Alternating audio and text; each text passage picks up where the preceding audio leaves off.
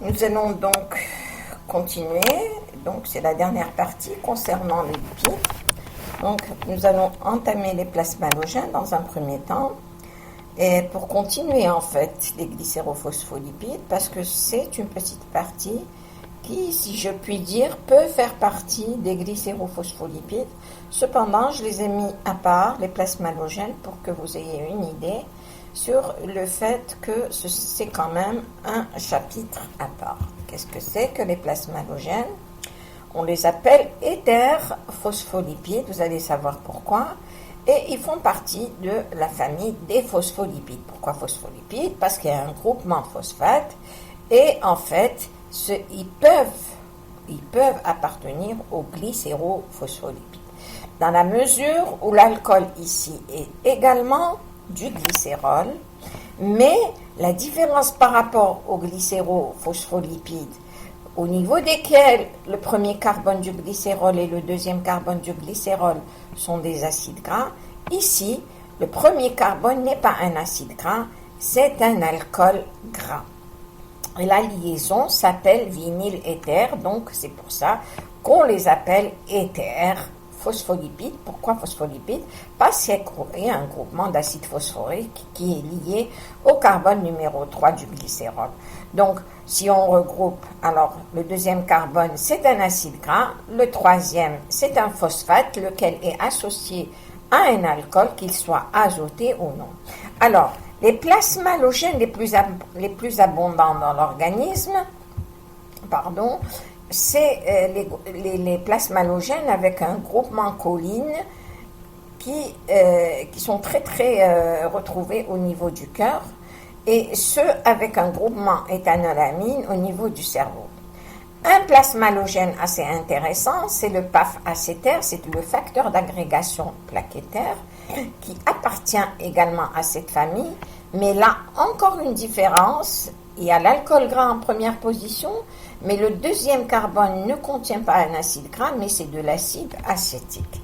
Voilà, ici, ce que l'on appelle plasménylcholine, regardez la choline, donc l'acide phosphorique relié à la choline, on l'appelle plasménylcholine, toute cette molécule. Donc le premier carbone, le premier OH du glycérol est relié à un alcool, c'est la liaison éther. Le deuxième, c'est un acide gras. Et puis enfin, vous avez la phosphocholine ou la phosphoéthanolamine. Alors, ce sera la plasménylcholine ou plasményléthanolamine. Voilà. Donc, ce sont des molécules qui sont retrouvées dans les tissus, les organes où il y a une respiration importante. Alors, voilà le PAF, le facteur d'agrégation plaquettaire. Regardez l'alcool en position 1. Le deuxième n'est plus un acide gras, mais c'est de l'acide acétique. Ça reste quand même un acide organique. Et puis, en troisième, le carbone numéro 3, il est lié à de la phosphocholine. Voilà, c'est le PAF, le facteur d'activation des plaquettes. Donc, il provoque une agrégation et une contraction des fibrolyses, vasodilatation et des réactions inflammatoires assez intéressantes. Maintenant, je laisse de côté donc les plasmas halogènes et je passe à la classe des lipides ou des composés à caractère lipidique, ce qu'on appelle les lipoïdes. Ces lipides sont insaponifiables, il n'y a pas d'acide gras dans leur composition, mais ils appartiennent, vous allez me dire pourquoi ce sont des composés lipidiques. Effectivement, ce sont des composés lipoïdes parce qu'on les classe avec les lipides parce qu'ils sont insolubles dans l'eau et ils sont solubles dans les solvants organiques. Alors, une molécule de base, c'est l'isoprène. Voilà, cette molécule, c'est l'isoprène qui est un butène, si vous voulez. Regardez, il y a 4 carbones, le 1, le 2, le 3, le 4, le 1, le 2, le 3, le 4, et vous avez une double liaison en position 1 et en position 3, donc c'est un butane, butène, butadiène, d'accord? Donc, butadiène, diène 1, 3, avec un groupement méthyle en position 2. Donc, c'est le 2-méthyl, buta 1,3-diène. En fait, c'est un pentane. Diène, il y a 5 carbones en tout, mais avec de doubles liaisons. Alors, le motif donc de base, c'est toujours l'isoprène.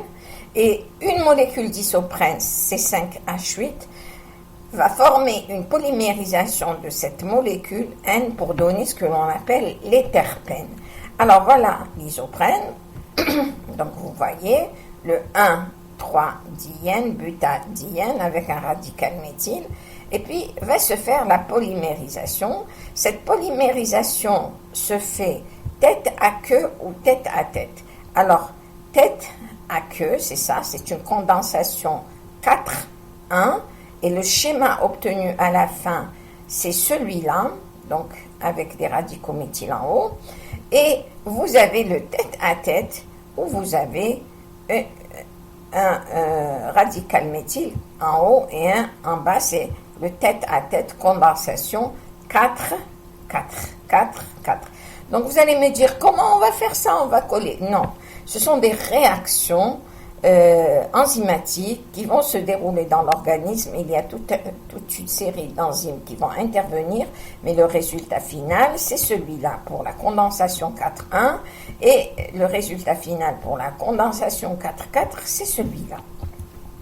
Alors, en fait, c'est ce qu'on appelle la voie de synthèse isoprénique, synthèse de l'isopentényle pyrophosphate, condensation des isopentényl pyrophosphate, élaboration du squelette de ces molécules terpéniques, et il y a des modifications secondaires qui vont apparaître.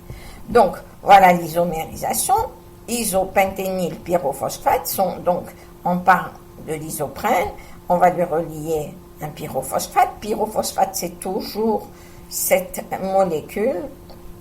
Il y a 2 groupements phosphate et vous avez donc, regardez, la molécule de départ, mais il y a une seule double liaison qui devient après diméthylallyle pyrophosphate. Pourquoi diméthyl? Il y a un groupement allyle, c'est celui-là. Le groupement allyle, c'est celui-là. Et diméthyl, de groupement méthyle, diméthylallyle pyrophosphate. Il ne faut pas retenir tout ça. Ce qu'il faut savoir, ce sont des voies de biosynthèse qui vont aboutir à ça. Et ça, c'est très important. Les monoterpènes, les sesquiterpènes, les diterpènes, les triterpènes, les tétraterpènes et les polyprénoïdes. Alors, un terpène, il contient 10 carbones. Si je dis 10 carbones, ce sera 2 molécules isopréniques. Donc, un terpène va contenir 10 carbones, donc 2 isoprènes.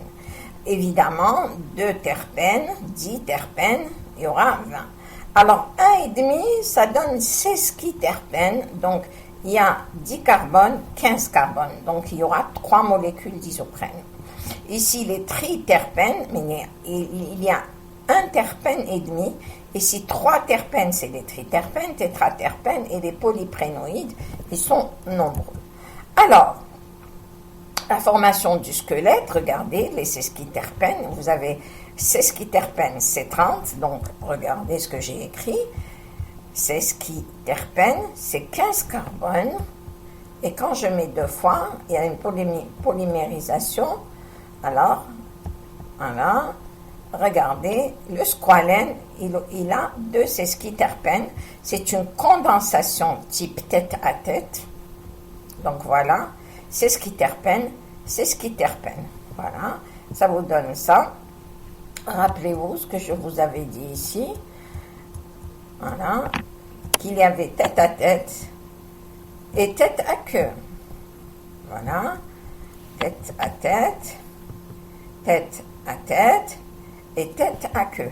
Et quand vous avez tête à tête, vous avez le résultat final avec des méthyls en haut et des méthyls en bas.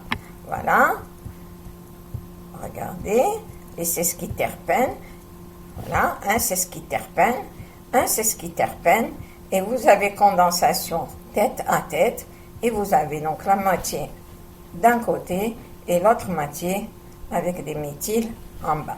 En fait, il ne faut pas retenir tout ça, c'est juste pour que vous compreniez, mais il y a deux sesquiterpènes, c'est une condensation qui va donner le squalène. Pourquoi je vous demande de retenir le squalène?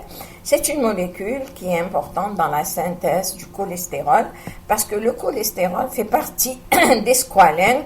En fait, c'est un squalène auquel on aura enlevé 3 carbones. Rappelez-vous, le cholestérol contient 27 atomes de carbone.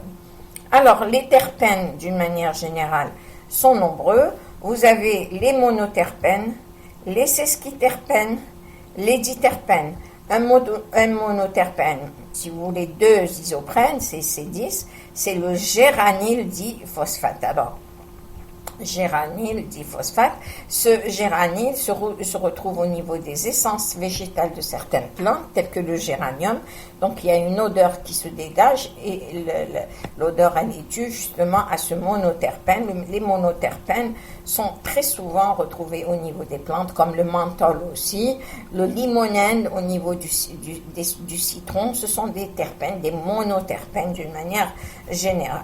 Les stéroïdes, regardez, ils partent, en fait, il y a 3 isoprènes, c'est 15, et les stéroïdes vont dériver de cette molécule sesquiterpène, et vous avez, bon, le farnésyl diphosphate, c'est C15, ensuite vous avez du farnésyl, ici, le géranyl diphosphate, vous avez C20 diterpène.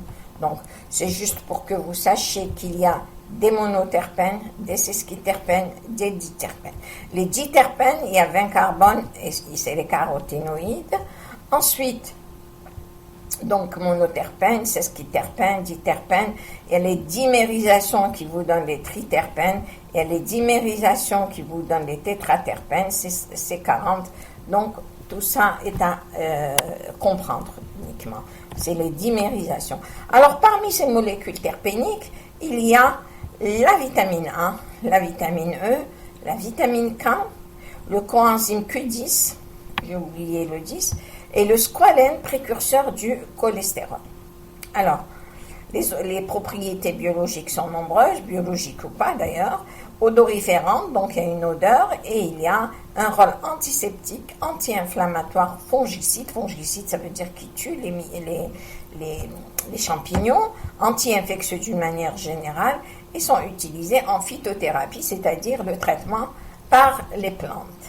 Alors, les corps à chaîne isoprénique. Donc, ce sont des corps à chaîne isoprénique, ce qui veut dire que nous avons une molécule de base sur laquelle va se greffer, s'ajouter une molécule isoprénique, une chaîne isoprénique, donc des molécules terpéniques.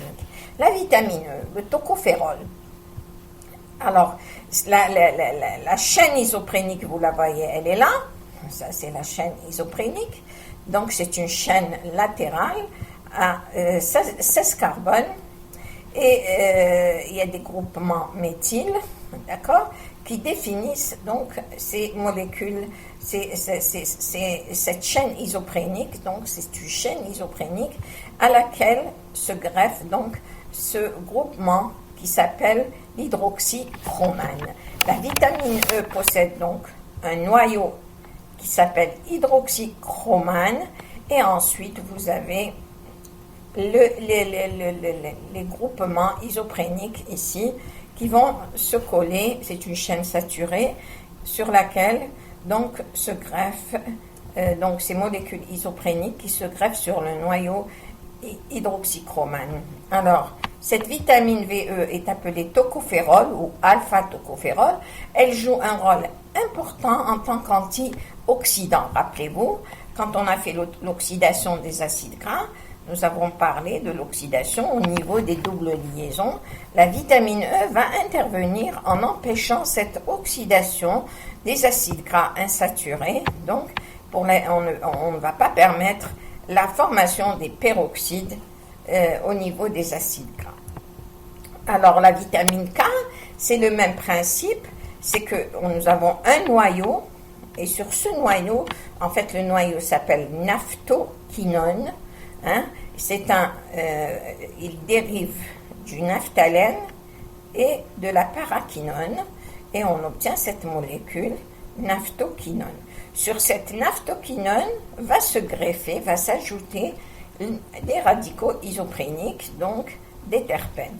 Alors, la vitamine K1, donc, c'est un participant à l'activation de certains facteurs de la coagulation, donc la voie endogène de la coagulation, vous le verrez après. Il y a des facteurs qui sont dépendants de la vitamine K. Il faut de la vitamine K pour qu'il soit synthétisé. Et cette vitamine K, voilà, la phyloquinone, vous avez ce noyau naphthoquinone, d'accord? Regardez, on l'appelle le noyau 2-méthyl-1,4-naphthoquinone. Alors, 2-méthyl, pourquoi? Si on fait la numérotation, 1, 2, 3, 4, etc., vous allez 1, 2, 3, 4, je m'arrête ici, vous allez avoir 1, 4 naphthoquinone, parce que c'est une cétone, c'est une double cétone, donc 1, 4 naphthoquinone, et un radical méthyle en position de noyau. Bon, 1, 2, 3, 4, 5, 6, 7, 8, 9, 10. Donc ici, c'est le noyau naphthoquinone et avec un radical méthyle et deux fonctions cétone, l'une en position 1 et l'autre en position 4. D'où le nom de noyau de méthyle 1,4-naphthoquinone. Et là aussi, la même chose, sauf que là, c'est la vitamine K1 et là, c'est la K2. Elle est retrouvée au niveau des végétaux, alors qu'ici, elle est retrouvée au niveau des bactéries. Alors ici, c'est un diterpène, alors qu'ici, c'est plusieurs molécules isopréniques. Il y a 4 à 13 unités isoprènes, alors que celle-là, la vitamine de synthèse, c'est la K3, il y a 0 unité isoprène, c'est le noyau naphthoquinone qui est important pour la vitamine K3. Alors, encore d'autres molécules terpéniques. Je ne rentre pas trop dans le détail. Les caroténoïdes, bon, ce sont des tétraterpènes, donc il y a 40 normalement, 40 carbones. Il y a les l'ubiquinone. L'ubiquinone, c'est le coenzyme Q10. Il constitue, c'est un constituant de la chaîne mitochondriale. Donc voilà, le coenzyme Q10, où vous avez N égale à 10, donc 10 unités d'isoprène, d'accord? Et puis enfin, les stéroïdes. Les stéroïdes, donc, avec le fameux noyau stérane que l'on a vu. Et parmi les stéroïdes, nous avons, bien sûr, essentiellement le cholestérol, les acides et les sels biliaires, les stéroïdes hormonaux et la vitamine D que l'on a déjà vu. Donc, voyons donc le noyau du cholestérol. On l'a déjà vu, mais il est synthétisé à partir du squalène. On le verra en métabolique quand on fera la synthèse du cholestérol. Ensuite, vous avez les dérivés du cholestérol, c'est-à-dire les molécules qui vont être produites à partir du cholestérol. Donc, s'il n'y a pas de cholestérol, on ne va pas avoir ces produits, ces molécules. Et parmi les molécules qui sont synthétisées, vous avez les hormones stéroïdes, la vitamine D et les sels biliaires. Alors, parmi les hormones stéroïdes, à partir donc du cholestérol, vous avez la cortisone, la progestérone, la testostérone, le stradiol, et vous avez la vitamine D et les sels biliaires. Alors, les sels biliaires, vous avez l'acide cholique sur laquelle, alors la molécule d'acide cholique, c'est celle-là. Et sur cet acide cholique, il y a deux acides aminés qui vont être différents, la glycine et la taurine. La taurine est un dérivé de la cystéine. La cystéine est un acide aminé qui fait partie des 20 acides aminés que l'on connaît, et la taurine va dériver donc de cette cystéine. Et quand la taurine sera greffée à l'acide cholique, on aura le taurocolate, et quand c'est de la glycine, le glycocolate. Le glycocolate et le taurocolate sont les sels biliaires, d'accord? Et là, c'est de l'acide biliaire, l'acide cholique. Donc, ce sont des acides biliaires conjugués. Ils interviennent dans l'émulsion des lipides pour l'absorption donc des lipides qui sont très très importants, ces sels biliaires. Donc, on les verra ensuite après quand on fera la dégradation aussi du cholestérol. Alors, une deuxième partie des lipides, des dérivés lipidiques, lipoïdes, ici ce sont des écosanoïdes. Les écosanoïdes, je vous l'ai dit, ce sont, écosa c'est 20 carbones, alors ce sont des hormones locales, donc elles vont être synthétisées à partir en fait de l'acide arachidonique. Alors, vous avez d'une part les prostanoïdes et d'une autre part les leucotriènes. Alors, deux grands groupes. Les prostanoïdes, vous avez les prostaglandines, les prostacyclines et les thromboxanes. Et le leucotriène, c'est un autre groupe. Alors, ce qu'il faut retenir dans les leucotriènes, c'est que leucocyte, triène, 3 doubles liaisons. Donc, c'est ce qu'il faut retenir. Les prostanoïdes, vous avez les prostaglandines, les prostacyclines et les thromboxanes. Alors, ici, rappelez-vous quand je vous ai fait les phospholipides, les glycérophospholipides, très souvent l'acide arachidonique est en deuxième position du glycérol. Donc, quand l'acide gras en première position, très souvent saturé, deuxième insaturé. Alors, quand c'est de l'acide arachidonique, la phospholipase A2 va libérer l'acide arachidonique et le reste de la molécule sera un lysophospholipide. C'est exactement ce que je marque ici, arachidonique acide plus lysophospholipide. Donc, voici l'acide arachidonique, 1, 2, 3, 4, 5, première double liaison, 6, 7, 8, deuxième double liaison, 8, 9, 10, 11, troisième, 11, 12, 13, 14, quatrième double liaison, 15, 16, 17, 18, 19, 20. Donc 20 atomes de carbone. Alors à partir de cet acide arachidonique, nous avons deux voies de synthèse. Pour les leucotriènes, c'est la voie de la lipooxygénase, donc il y a une oxydation dans tous les cas, et dans l'autre voie, c'est la voie de la cyclooxygénase. Donc ce que vous allez voir, c'est la COX et la LOX. La COX, elle va vous former un cycle, voie de la cyclooxygénase, donc il y a formation d'un cycle et une cyclisation qui se forme à partir de l'acide arachidonique et la voie de la LOX. Alors, voilà la molécule commune aux prostaglandines, c'est un noyau cyclopentane qui est toujours présent, et puis vous avez la biosynthèse. Alors, dans la biosynthèse, vous avez le thromboxane, les prostacyclines et les prostaglandines. Toutes sont fabriquées avec les enzymes cyclooxygénases. Donc, acide arachidonique va donner deux molécules de base à partir desquelles vont se synthétiser les thromboxanes, les prostaglandines et les prostacyclines. C'est les prostaglandines H2 et G2. C'est tout d'abord ça. Et après, vous avez trois enzymes différents, les thromboxanes synthase, les prostaglandines synthase et les prostacyclines synthase. Synthase pour synthèse. Alors, les thromboxanes synthase vont former les thromboxanes A2 et B2. Je ne vous demande pas de retenir A2 et B2, mais sachez qu'il y a les thromboxanes, les prostaglandines et les prostacyclines.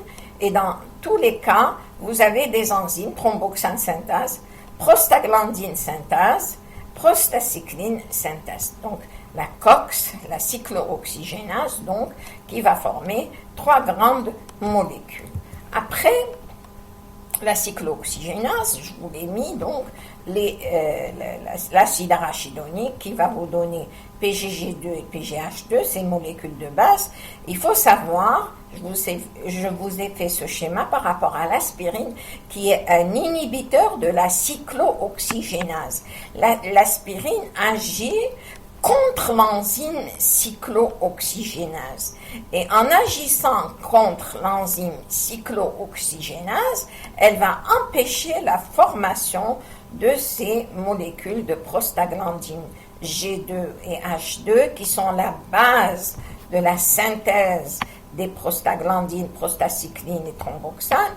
Et on dit que, parce que ce sont déjà des molécules pro-inflammatoires. Ces molécules sont des molécules pro-inflammatoires. Et là, l'aspirine, en agissant ici, va empêcher l'action inflammatoire. Ce sera une molécule anti-inflammatoire qui est non stéroïdienne, elle ne dépend pas du cycle stéroïdien. Donc, activité cyclooxygénase est empêchée. Donc, l'aspirine va inhiber l'enzyme ici de la cyclooxygénase et empêcher donc en même temps l'activité peroxydase à ce niveau de se faire, puisqu'elle agit en haut. Donc, cette activité peroxydase pour former la PGH2 ne va pas se faire. Donc, l'enzyme, l'aspirine est un inhibiteur de synthèse. C'est un anti-inflammatoire non stéroïdien, ce qu'on appelle les AINS. Alors, voilà une molécule de thromboxane, comment elle est faite. Donc, vous voyez toujours ce cycle. Alors, le thromboxane, il y en a deux, le A2 et le B2. Le B2 est inactif, il est ici. Et celui-là, il est actif mais instable. Thromboxane A2, il a une demi-vie de 30 secondes à peu près, donc il est très inactif, et l'autre, il est stable. Bon, mais c'est pas très important. Le thromboxane, il intervient dans l'agrégation des plaquettes. Donc, et puis vous avez les prostacyclines, celles qui sont synthétisées par la voie de la prostacycline synthase. Vous avez, voilà. Vous avez aussi les prostaglandines EDF, vous avez la PGE2 synthase et la PGD2 synthase. Donc ça, c'est pas à retenir, juste à retenir que ce sont des médiateurs essentiels de l'inflammation. Ils sont pour l'inflammation, ils donnent des inflammations, d'accord?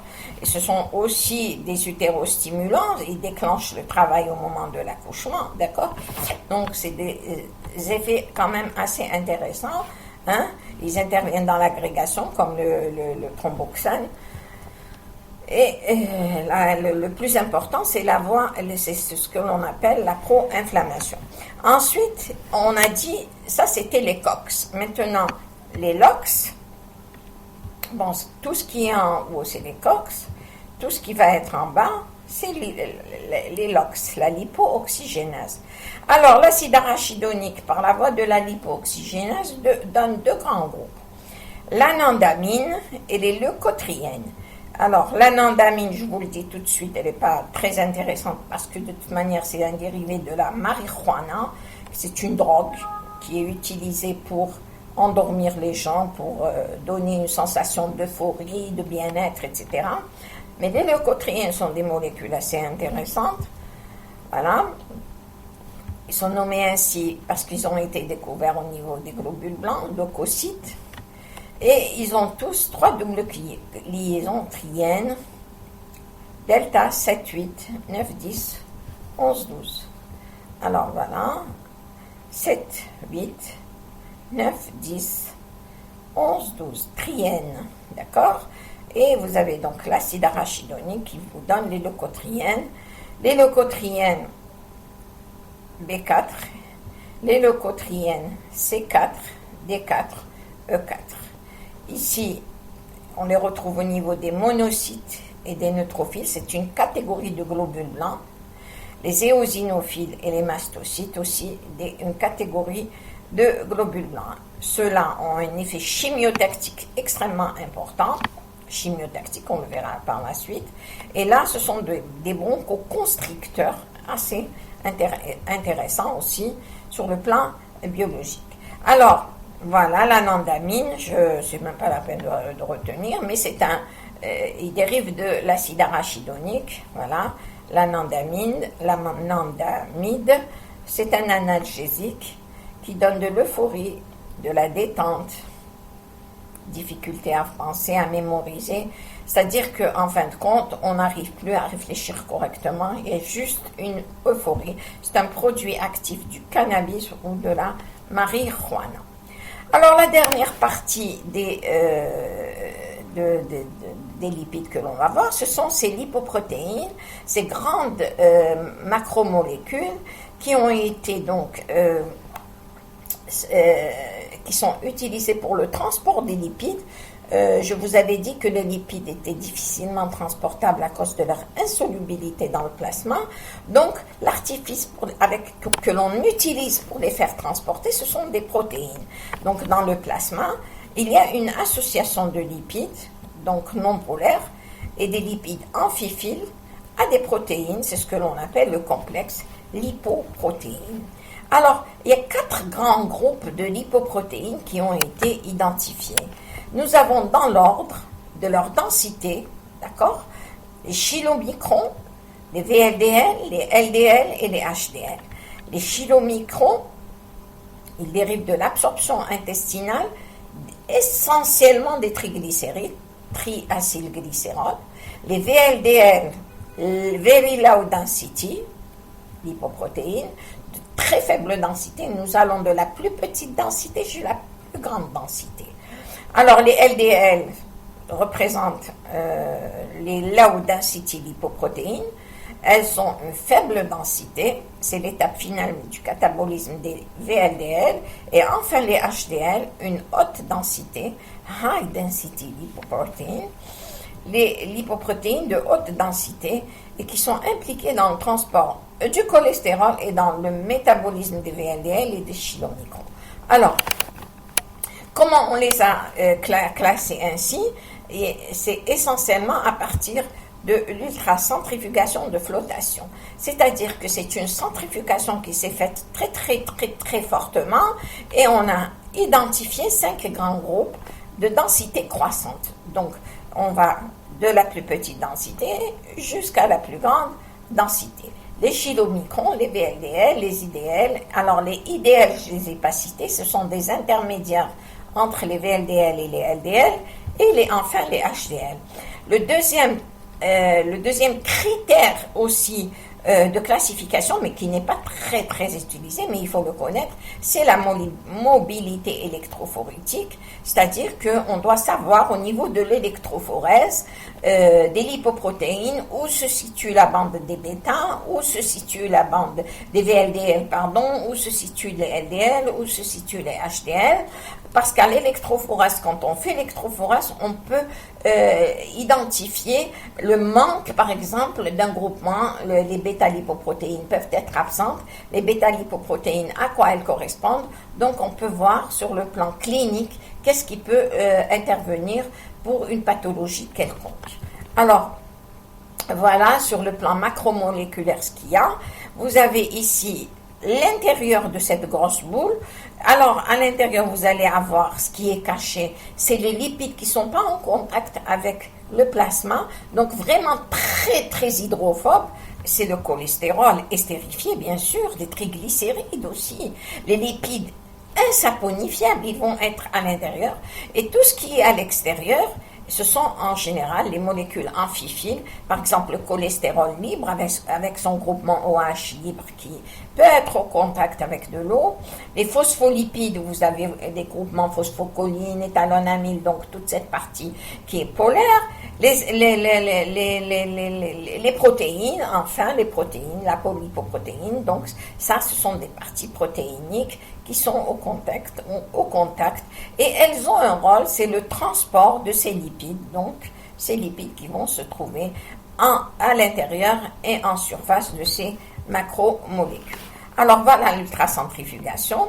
Nous allons avoir une classification chylomicron, VLDL, IDL, LDL et HDL. Alors qu'est-ce qui se passe? Vous avez un diamètre qui va du plus grand vers le plus petit et une densité de la plus petite densité vers la grande densité. Voilà la densité, ici 1,006, ici 1,063, donc de la plus petite vers la plus grande. Et ici le diamètre, il est grand, c'est l'inverse, on part d'une grosse molécule vers de toutes petites molécules. Donc les diamètres ici sont de 75 à 100, alors qu'ici, ils sont autour de 7 à 12. Donc, regardez, vous avez les chylomicrons, les VLDL, les LDL et les HDL. Donc, et là, ce sont des protéines qui sont déposées parce que la centrifugation entraîne beaucoup de choses qui se déposent parce qu'elle est très très forte. Mais néanmoins, ce qui nous intéresse, ce sont ces parties de lipides, composées de lipides et de protéines. Ici, il n'y a que des protéines. Alors, comment vont se classer ces lipoprotéines? Regardez la densité. On part de 0,99 au niveau des kilomicrons. On arrive à 1,125, 1,21 de la plus petite densité et on avance jusqu'à la plus grande densité. Et je vous ai dit qu'on partait ici de la plus petite vers la grande, mais la surface, le diamètre, on part du plus grand, c'est l'inverse, vers les plus petits. Je ne l'ai pas marqué ici, mais en même temps, et ça c'est très important, il y a une partie protéique, une partie lipidique. Alors si dans les kilomicrons, le diamètre est très important, c'est parce qu'il y a en fait 98% de lipides, 98% de lipides, et là, vous avez 50% de lipides. Et contrairement à l'inverse, vous avez 2% de protéines au niveau des kilomicrons, alors qu'ici, on monte à 50. Donc, au fur et à mesure que la densité augmente, la partie protéinique augmente. Donc, au fur et à mesure que la partie protéinique augmente, la partie lipidique diminue et en même temps, la surface, le diamètre, de la molécule va diminuer. Alors, de quoi sont constitués les kilomicrons? Essentiellement de triglycérides, essentiellement d'origine alimentaire, les VLDL, les deux, donc triglycérides toujours, et vous avez ensuite les triglycérides qui commencent à diminuer en faveur du cholestérol au niveau du LDL. Et puis enfin, ici, les phospholipides. PL, c'est les phospholipides. Donc, nous partons des molécules les plus hydrophobes vers les plus hydrophiles. Et les protéines porteuses, les apolipoprotéines, les principales, pour chaque classe, les kilomicrons, j'ai marqué la B48, les VLDL et les IDL et les LDL, c'est la B100 essentiellement. Et puis enfin, les HDL, c'est la A1, la A2. D'accord? Alors, je répète encore une fois, les kilomicrons, la source, c'est les intestins. Après le VLDL, vous avez le foie, bien sûr, synthèse hépatique.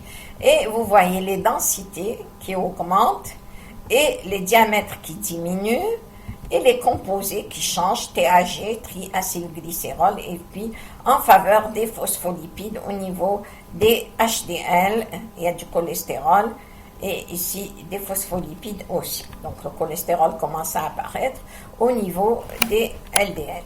Voilà. Et en mobilité électrophorétique, voilà ce que ça donne. Au niveau du dépôt, c'est les kilomicrons. Les bêta-lipoprotéines qui contiennent les LDL sont ici. Donc si par exemple vous avez cette partie qui va manquer au niveau de l'électrophorèse, vous saurez qu'il y a une A-bêta-lipoprotéinémie, absence, et ça veut dire que les LDL ne sont pas là. Et les LDL, de quoi elles sont composées? Les LDL, c'est essentiellement du cholestérol. Donc, on peut participer au diagnostic à partir de cette électrophorèse. Les IDL sont là ensuite. Les VLDL sont ici. Et enfin, les HDL, elles sont là au niveau du groupement alpha-lipoprotéines. Donc, la migration se fait dans ce sens. Voilà. Et vous avez donc, je répète, la ligne de dépôt, les LDL qui sont en bêta, les VLDL en pré-bêta et les HDL en alpha. Voilà les correspondances alpha, VLDL, LDL, bêta, pré-bêta, et les lignes de dépôt, c'est toujours les kilomicrons. Je vous remercie et on continuera. Donc on a arrêté et on a fini les lipides. On va passer à une autre partie, soit les acides nucléiques, soit les acides nucléiques